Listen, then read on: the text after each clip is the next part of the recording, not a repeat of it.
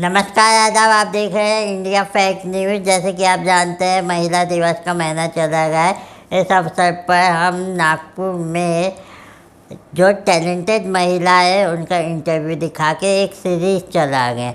इसी सीरीज़ का आज हिस्सा बनने आई है हमारे साथ डॉक्टर मैम। सबसे पहले आप अपना इंट्रोडक्शन दीजिए और फिर हम चालू करते हैं अपने सवाल जवाब। जी, सभी को नमस्ते। मैं डॉक्टर नीना गोवर्धन वानखेड़े हूँ। बाय प्रोफेशन मैं डेंटिस्ट हूँ। हिंगना रोड पे जो VSPM dental college research centre जो है, जो अभी उसका नाम चेंज होके रणजीत बाबू देशमुख डेंटल कॉलेज हुआ है, उसमें मैं पिछले 25 साल से ओरल पैथोलॉजी डिपार्टमेंट में लेक्चरर करके कार्यरत हूँ। मैम, आप डॉक्टर हैं, डेंटिस्ट हैं ऊपर से, लेकिन मैं देख सकता हूँ आपके सर पे ताज है। इसके पीछे क्या राज है? इस ताज का राज ये है कि बचपन से सिर्फ यही देखा था और सुना था कि ताज वही लेडीज़ पहनते हैं जो बहुत सुंदर हो, गोरी हो, उनके फीचर्स बहुत शार्प है और बहुत टैलेंटेड है, दुबले पतली लेडीज़। ये हमारे दिमाग की सोच थी पहले से, ऐसे ही हम बड़े हुए। लेकिन काफ़ी साल, अभी 2 साल पहले की बात है, संदीप कामड़े करके वुमेंस चैनल का इवेंट मैनेजर है और उसका वो फाउंडर है। जब उसने मुझे ये कहा कि मुझे ताई कहता है, वो छोटा है मेरे से, तो मुझे बोलता है दीदी मैं इस बार फर्स्ट टाइम लेडीज़ के लिए, मैं हमेशा एक प्लेटफॉर्म उसने हमेशा लेडीज़ के लिए रखा हुआ है वुमेंस क्लब के ज़रिए, जिसमें वो उनके लिए बिज़नेस या फिर किटी पार्टीज़ और काफ़ी सारे कुछ प्रोग्राम्स वो ऑर्गेनाइज़ करता है। उसने कहा कि अभी इस बार मैं फ़र्स्ट टाइम लेडीज़ के लिए ब्यूटी कॉन्टेस्ट ऑर्गेनाइज़ कर रहा हूँ बोले। तो मैंने कहा ठीक है, अच्छी बात है, करो करो। तो बोले आप पार्टिसिपेट करो बोले दीदी उसमें। मैंने बोला मैं कैसे पार्टिसिपेट कर सकती हूँ, ना मेरी शक्ल ना सूरत, कलर देखो मेरा। तो बोले लेकिन दीदी आप टैलेंटेड है और सिर्फ कलर पे और शक्ल पे मत जाइएगा, आप अगर टैलेंटेड है अपना टैलेंट दिखाइए और बस उसमें जो राउंड्स होंगे आप उसमें अपना टैलेंट दिखाएंगे तो आप जीत के भी आ सकते हैं। नहीं तो हम तो सभी विनर्स को तो क्राउन मिलेगा, लेकिन जो पार्टिसिपेंट्स हैं उनको एक छोटा क्राउन और सर्टिफिकेट तो ज़रूर मिलेगा। जहाँ तक मुझे पता है मैडम, आपका ये पहला क्राउन तो नहीं है, आपके पास ऐसे कई क्राउन हैं। तो सबके बारे में हमारे दर्शकों को ज़रूर बताइए, वो भी जानने के लिए उत्साहित होंगे। मेरा ये टर्निंग पॉइंट बोले तो भी चलेगा, जब मिसेस विदर्भ हिरकनी का उन्होंने ऑर्गेनाइज़ किया था। सोनाली कुलकर्णी उस वक्त में जजेस में थी और मैं बस इसीलिए पार्टिसिपेट किया था कि उसी बहाने में सोनाली कुलकर्णी को नज़दीक से देख पाऊँगी, जिसकी मैं फ़ैन हूँ। She is a very good dancer and actress, Marathi actress है वो तो। और उसका अप्सरा आली गाना भी बहुत चला था, डांस भी बहुत अच्छा चला था। तो बस उसी को देखने के लिए मैंने पार्टिसिपेट किया। पता तो था मुझे कि मैं जीतने वाली हूँ नहीं, लेकिन ऐसा हुआ कि काफ़ी सारी लेडीज़ थी जो मिसेस विदर्भ हिरकनी और मिसेस नागपुर हिरकनी का कॉन्टेस्ट, 2 अलग अलग कॉन्टेस्ट थे, जिसमें मैं मिसेस विदर्भ के कॉन्टेस्ट में थी। और जहाँ मैंने मेरा इंट्रोडक्शन दिया, सभी ने अपना इंट्रोडक्शन दिया, शायद मेरा इंट्रोडक्शन कहीं जजेस को अच्छा लगा होगा। और टैलेंट राउंड भी था, जिसमें मेरे लिए तो ये बहुत आश्चर्यजनक बात थी कि जब सेकंड रनर अप के लिए जब मेरा नाम लिया गया तो इट वाज, मेरे लिए बहुत खुशी की बात थी। I was shock. मैं ही नहीं, ऑडियंस में भी काफ़ी सारे लोग शॉक थे, क्योंकि उनके लिए भी मेरा जीतना एक प्रकार का चैलेंजिंग और सरप्राइज़ था उनके लिए कि ये कैसे जीत सकती है। जबकि बाद में जजेस ने स्टेज पे आके जब बताया मेरे बारे में कि हमने इनको क्यों चुना, क्योंकि जब क्वेश्चन आंसर सेशन हुआ तब सबने सुना था, तो उन्होंने भी कहा बाकी लोगों ने कि yes, she is a deserving candidate, वो डिज़र्व करती है। और मैं जब लगभग आपके सर पे कितने ताज आ चुके हैं लगभग? इसके बाद में थोड़ा कॉन्फिडेंस लेवल मेरा बढ़ गया, क्योंकि फिर मैंने सोचा कि मुझे मिसेस विदर्भ हिरकनी का क्राउन मिला हुआ है, तो ये सोच के ही मैंने तो आसमान छू लिया था। मेरे लिए तो ये आफ्टर 7th वंडर, ये एक 8th वंडर था मैं बोलूँगी। और उसके बाद फिर इससे फिर पहचान हो गई फैशन वर्ल्ड में। मेरे लिए जजेस वहाँ पे डॉक्टर रश्मि तिरपुड़े थी। She is my mentor, she is my guide, she is a very good friend of mine and a very good lady with a beautiful heart. तो उन्होंने जब उन्हीं की वजह से फिर मैं बाद में काफ़ी सारे प्रोग्राम्स में जाने लगी, क्योंकि फिर एक राउंड जीतने के बाद फिर अपने को ये भी पता चल जाता है कि और एक जगह कॉन्टेस्ट है, तो अभी अपना किस्मत और वहाँ पे भी आजमा लेना चाहिए। ये सोच के फिर मैं Mrs Maharashtra the fame Mrs Maharashtra Mithil Kadambe sir ने ऑर्गेनाइज़ किया था अमरावती में 2022 में। तो मैंने सोचा कि चलो अपन ने विदर्भ लेवल एक पार किया है तो देख लेते महाराष्ट्र लेवल पार कर सकते हैं क्या। और वहाँ पे महाराष्ट्र से गढ़चिरौली, बुल्ढाना, वर्धा और काफ़ी महाराष्ट्र से हर जगह से लेडीज़ आई थी वहाँ पे। तो मैं वहाँ पे फर्स्ट रनर अप रही, एक स्टेप और आगे चली गई, क्योंकि वहाँ पे मेरा डांस बहुत अच्छा लगा था सबको। और आई am a very passionate with dance, मेरी हॉबी बचपन से रही है डांस की। शायद वो एक मेरे में टैलेंट था कि डांस विद एक्सप्रेशंस, ये वहाँ पे मुझे टाइटल भी मिला और first runner up Mrs Maharashtra की हो गई। और उसके बाद में मेरा कॉन्फिडेंस लेवल आप बोलोगे तो फिर से बढ़ गया। और द फेम मिसेस इंडिया का शिमला में फिर हिमाचल प्रदेश में होने वाला था। तो मुझे फिर ऑर्गेनाइजिंग कमेटी ने कहा कि मैडम आप एक बार अभी मिसेस महाराष्ट्र के लिए ट्राई कर चुके हैं, अभी आप मिसेस इंडिया के लिए एक बार ट्राई करके देखिए। मैम मैं देख सकता हूँ आपका हाथ जो टूटा है, क्या ये भी डांस के चक्कर में तोड़ा है अपने हाथ? मजाक में काफ़ी लोगों ने मुझे ये कहा है कि शायद सेल्फी क्वीन या फिर डांस की वजह से तुम्हारा ये हाथ टूटा, ऐसे हमने सुना है, पर फैक्ट कुछ और ही है। मैं हमेशा रोज़ कॉलेज में कार से जाती हूँ, उस वक्त मुझे धर्मपेट जाना था, इसलिए पार्किंग न होने की वजह से, क्योंकि 2 बार मेरे कार को जैमर लग चुका है धर्मपेट, तो मैं उस दिन नहीं चाहती थी, इसलिए 2 व्हीलर से गई। बस कोई एक स्ट्रीट डॉग ने आके मुझे गिरा दिया और लाइफ में फ़र्स्ट टाइम मेरा ये एक्सीडेंट हुआ है। लेकिन एक्सीडेंट होने के बावजूद भी मेरे कॉलेज में एग्ज़ाम चल रही थी, मैं दूसरे दिन से ही कॉलेज ज्वाइन किया, तब से आज तक के मैंने छुट्टी नहीं ली हूँ। तो दोस्तों देखो, इतनी गंभीर चोट आने के बाद भी ये अपनी ड्यूटी नहीं छोड़ी है। ये आपसे जानना चाहूँगा, जैसे कि आप बता गए कि आप एक डेंटिस्ट हैं और कॉलेज में भी आप काम करते हैं। कॉलेज में किस टाइप का काम है आपका? जी, कॉलेज में किस टाइप का काम है आपका? मैं पढ़ाती हूँ, लेक्चरर हूँ मैं फर्स्ट ईयर, सेकेंड ईयर और थर्ड ईयर में। जो डेंटल कॉलेज में जो स्टूडेंट्स एडमिट होते हैं फर्स्ट ईयर से, तो उनकी मैं इंचार्ज हूँ। फर्स्ट ईयर, सेकेंड ईयर और थर्ड ईयर तक मैं पढ़ाती हूँ। उसके बाद में फाइनल ईयर में बच्चे छोड़ के चले जाते हैं मुझे, और फिर डायरेक्ट इंटर्नशिप के वक्त में फिर से मुझसे मुलाकात हो जाती है मेरे डिपार्टमेंट में। मैम लगभग कितने साल से आप अपनी सेवा वहाँ दे गई हैं? मैं 96 तक के मुंबई में थी। 96 के बाद जैसे यहाँ पे आई नागपुर 97 को, तब से मैंने ज्वाइन किया। रिसेंटली कॉलेज जस्ट स्टार्ट हुआ था, फर्स्ट बैच आई थी इस कॉलेज में। तब मैंने जब मुंबई से आई थी तो मैंने अपना रिज्यूम दिया, तो उन्होंने मुझे वहाँ पे ज्वाइन करवा लिया। और तब से मैं लेके आज तक तो लगभग 25 साल हो गए। और हाल ही में हमारे कॉलेज का सिल्वर जुबली हमने सेलिब्रेट किया, 25 साल सेलिब्रेट किए। I was the witness. एक पहले बैच से लेके आज के बैच तक के मैं विटनेस हूँ। हम 2-3 स्टाफ है उस कॉलेज के जो 25 साल से वहाँ पे हैं। तो मैम जैसे कि आप बता गए, ये तो कॉलेज की बात हो गई, लेकिन घर में कैसा माहौल है आपको? घर का माहौल अगर मैं बोलूँगी तो मेरे husband mister Govardhan Wankhede associate professor है RS मुंडले कॉलेज में, फिज़िकल एजुकेशन डिपार्टमेंट में। तो अभी आपको तो पता ही है, फिज़िकल एजुकेशन डिपार्टमेंट थोड़ा रफ़ एंड टफ होता है, लैंग्वेज भी वैसी होती है उनकी, स्टूडेंट के साथ बिहेव करते तो, और बिहेवियर भी वैसा होता है। तो थोड़े स्ट्रिक्ट टाइप के हैं मेरे हस्बैंड, बट वेरी मच मतलब जैसे जिस तरह से मैं हूँ, जैसे नॉटी हूँ, मस्ती वाली हूँ, fun loving, exactly opposite to that my husband. उनका नेचर एकदम सीरियस, इतना सीरियस रहेगा कि हम 2 अपोजिट विचारधाराओं के व्यक्ति है हम लोग। एक छत के नीचे इतने सालों से रह रहे, और आप समझ सकते हैं कि जब विचारों में थोड़ा दुमत हो जाता है या फिर जब मिलते नहीं हैं तो कितनी नोकझोंक भी होती होंगी, लेकिन इसी को हम लाइफ कहते हैं। और यही हस्बैंड वाइफ के बीच का प्यार भी आप कह सकते हैं, और इसी में हम लोग ने इतने साल निकाले हैं। 22 साल हमारे शादी के। मैडम हम लोग का जो रिश्ता है खट्टा मीठा, चॉकलेट की तरह है, लेकिन वो भी उतना ही प्यार करते हैं जितना कि ये प्यार करती हैं। बिल्कुल।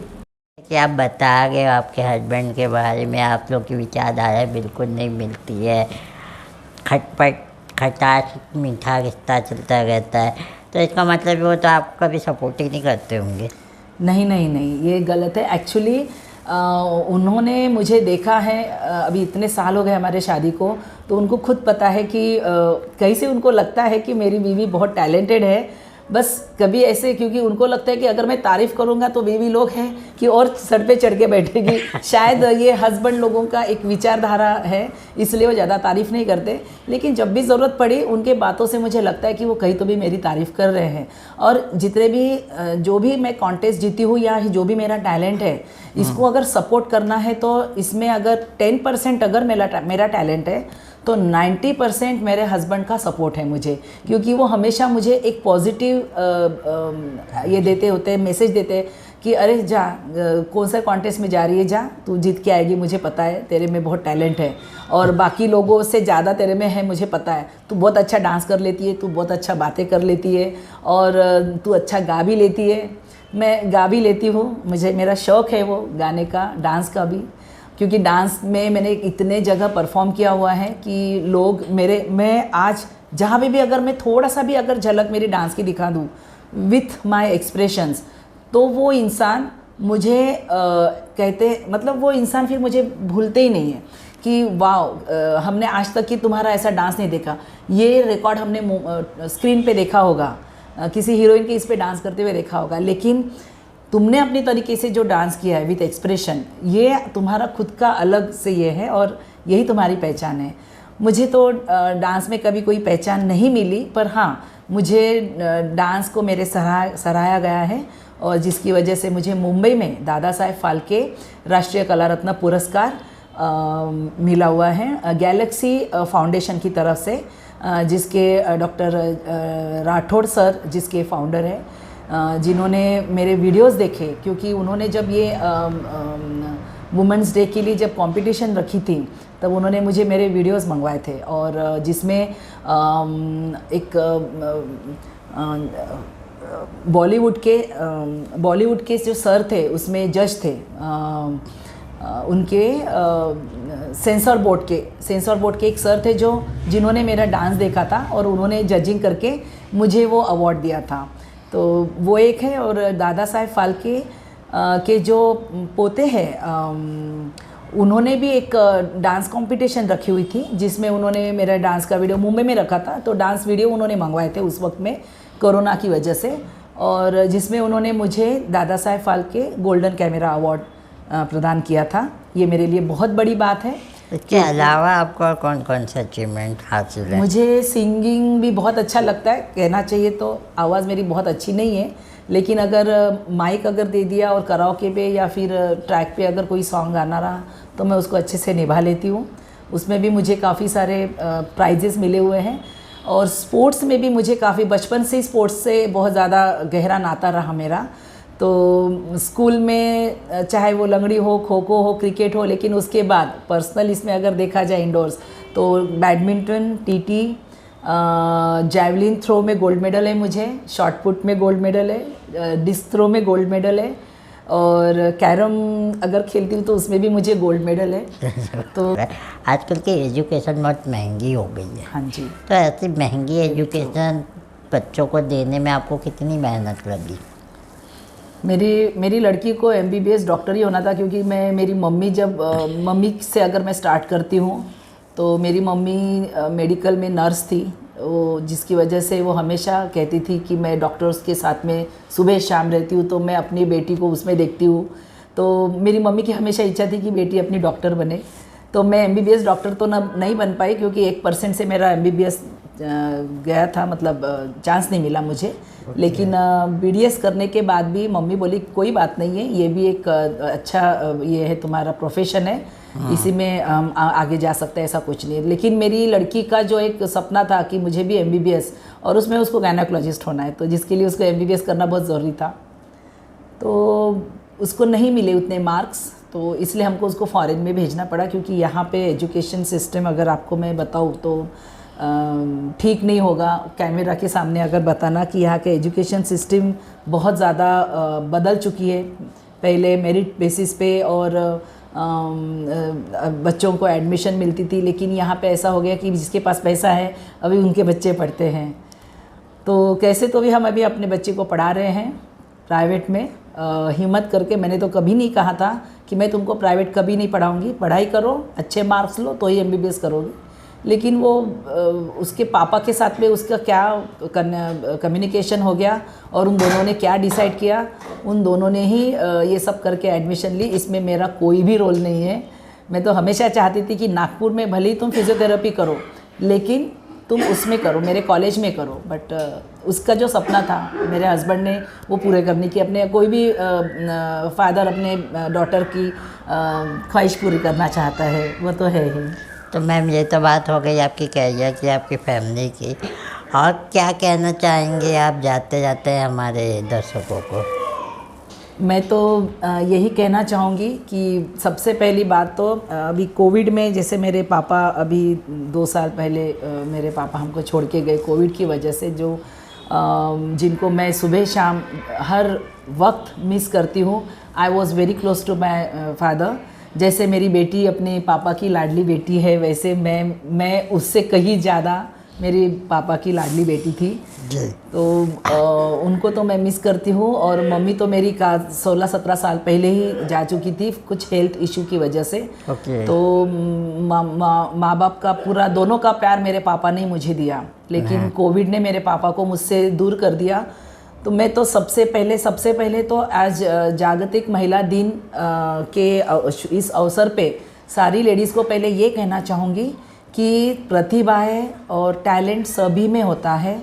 कोई भी ऐसी लेडी नहीं है कि जिसमें कोई टैलेंट नहीं है, वो छुपा होता है, बस तुमको उसको निकालना होता है। तुमको एक मौका चाहिए होता है, एक प्लेटफॉर्म चाहिए होता है। और मैं आप लोगों से यही गुजारिश करूँगी कि जब भी आपको ये मौका मिले आप उसको ग्रैब करें। Opportunity you should be grab it. और कभी भी ये ना सोचे कि लोग क्या कहेंगे, क्योंकि लोगों का काम ही है कहना। अगर ये तुम सोचते रहे कि लोग क्या कहेंगे, तो लोगों के लिए भी कुछ सोचने के लिए मौका दो। यही भी चीज़ आप ही करोगे तो कैसे होगा। आपको अगर प्लेटफॉर्म मिला है, मौका मिला है, तो वो छोड़ना नहीं। अपना टैलेंट है, जो भी आपकी प्रतिभाएं हैं, किसी भी फील्ड में अपने आप को प्रूव करो और समाज में अपना एक ऐसा स्थान बनाओ कि जहाँ पे हम जिस लेडीज़ को एक सेकेंडरी दर्जा, जो द्वितीय स्थान जो है, वो प्रथम स्थान में आने के लिए, चाहे वो घर में हो या बाहर हो, हम किसी भी एंगल में कहीं पे भी हम कमी नहीं है, क्योंकि हर फील्ड में आज लेडीज़ ने ऊंचाई प्राप्त की है। तो मैं हमेशा लेडीज़ को यही कहूँगी कि जहाँ पे भी अपने आप को प्रूव करने का मौका मिले, बिना किसी डरे आप आगे जा सकते हैं। और सभी को मैं ये कहना चाहूँगी कि आप कितनी भी ऊंचाई पे जाओ, आप कुछ भी अचीव कर लो, लाइफ में लास्ट में एक ही चीज़ होती है कि आपको एक अच्छा इंसान बनना बहुत ज़रूरी है। आप कितना भी कुछ कर लो, लेकिन आपको एक अच्छा इंसान बनना है। और अपनी सोसाइटी के लिए, जिस सोसाइटी में हम रहते हैं, उसके लिए हमको कुछ करना है। ये हमेशा अपने दिमाग में रखो, क्योंकि हम हमेशा बोलते हैं कि तुमने मेरे लिए क्या किया, समाज ने मेरे लिए क्या किया, लेकिन ऐसा नहीं होता है। हमेशा यही सोचो कि हमको ही उनको देना होता है। एंड उसके बाद बड़ों का आदर करो, छोटों को हमेशा प्यार दो, बड़ों का आदर करो, सभी को प्यार दो। और कोई भी जैसे मैं I am a very big follower of doctor Baba Saheb Ambedkar. मैं बाबा साहब आम्बेडकर की बहुत बड़ी फॉलोअर हूँ, उनके थॉट्स की। और लॉर्ड बुद्धा को मानती हूँ। तो उन्होंने जो दुनिया को जो शांति का जो संदेश दिया हुआ है कि he is a light of Asia, जिसको हम कहते हैं, उन्होंने हमेशा अपने को एक चीज़ कही है कि हमेशा अपने दिल में प्यार रखो और प्यार से रहो। घृणा, मत्सर, द्वेष, इन सभी से दूर रहो, तो ही इस दुनिया में सभी लोग खुश रहेंगे, क्योंकि that is the key of happiness. और मैं यही कहूँगी कि जिन्होंने अपने को जन्म दिया है, वो माँ बाप को हमेशा प्यार करो। उनके अच्छे और बुरे वक्त में हमेशा हम उनके साथ में होना चाहिए, क्योंकि कितना भी आप ऊंचाई पे जाओ, लेकिन अगर वो आपके प्रेजेंस से अगर खुश है, तो इससे बड़ी खुशी और कुछ नहीं इस दुनिया में। जाते जाते 2 लाइन कहना चाहूँगी यूं ही नहीं गिरते मंजिलों के फूल झोली में, क्या? कर्म की शाखा को हिलाना पड़ता है। हाँ हाँ। यूं ही नहीं गिरते मंजिलों के फूल झोली में, कर्म की शाखा को हिलाना पड़ता है। और कुछ ना होगा को उसके अंधेरे को खुद के लिए दिया खुद जलाना पड़ता क्या है, बात खुद है। के लिए दिया खुद जलाना पड़ता है। संस्कृत में इस पाली में इसे कहते हैं अत्तदीप भव, इंग्लिश में कहते हैं एनलाइटन योरसेल्फ। अपने आप को स्वयं प्रकाशित करो, इतना प्रकाशित करो ताकि तुम दूसरों को भी प्रकाश देने के लिए काबिल हो। क्या बात है। धन्यवाद। तो देखा दोस्तों, आपने, ये थे हमारे साथ डॉक्टर साहिबा, जिन्होंने अपनी पूरी जर्नी को बताया और बताया कि किस तरह आज वो इस मुकाम में पहुंची है। और ये भी बताया कि कोई ब्यूटी कॉन्टेस्ट जीतने के लिए ब्यूटीफुल होना ज़रूरी नहीं है, टैलेंट होना ज़रूरी है, जिसके बेस पे आज उनके सर पे ताज आया है। उम्मीद करते हैं इनकी स्टोरी आपको पसंद आई होगी। पसंद आई होगी तो चैनल को लाइक सब्सक्राइब करना ना भूलें। फिलहाल हम दोनों को दीजिए इजाज़त। धन्यवाद। हमारे चैनल को सब्सक्राइब करें और बेल आइकन दबाना ना भूलें।